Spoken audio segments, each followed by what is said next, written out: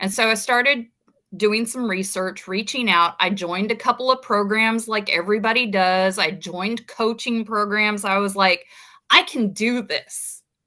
I can be a residential real estate investor. They make it sound so easy. You just go out there, you find an auction, you buy a property, and then you're set. And well, I did that. And that's how I got into my very first story.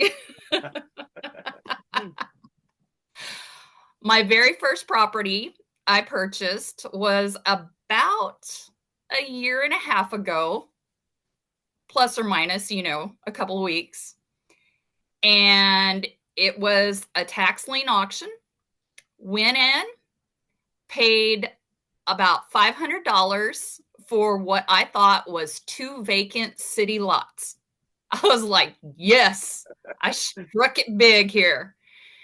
And then I did exactly what you're not supposed to do. And then I researched them. And I was like, hey, I bought a guy's front yard.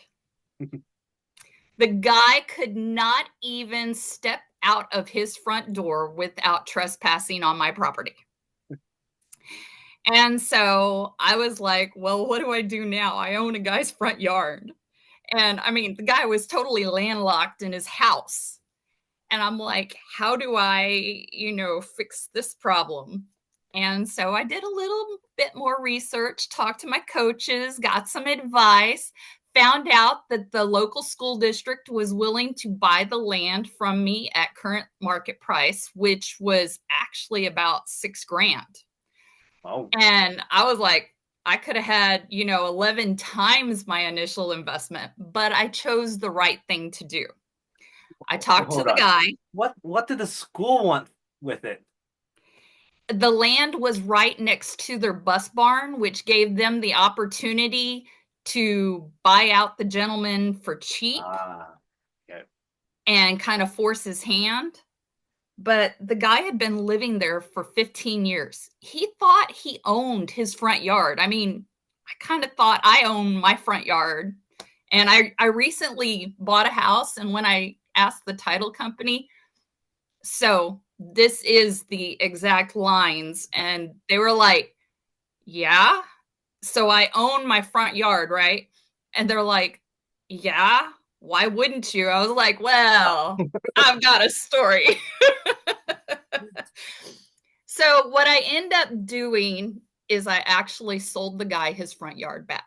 And I got 4 times my initial investment.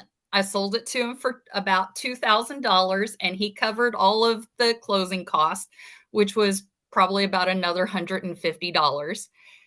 And I was the good guy, and I saved him from the mean, evil school district that was going to turn his front yard into a parking lot. Wow. And I have a great story of what not to do as a first-time investor.